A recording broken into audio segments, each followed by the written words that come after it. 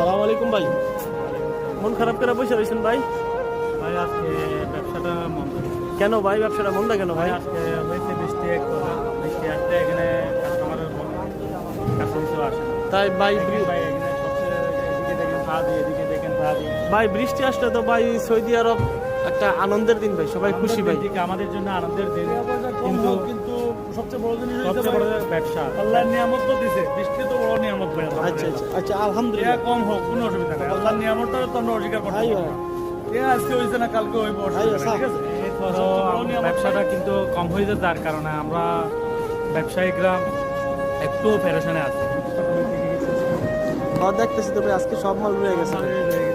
সব রয়ে গেছে ভাই। কাস্টমার অবস্থা খুব মন্দ, তাই একটু প্যারেশানে আছে। কিনতে গেছে আর এদিকেও সব মাল পড়ে আছে।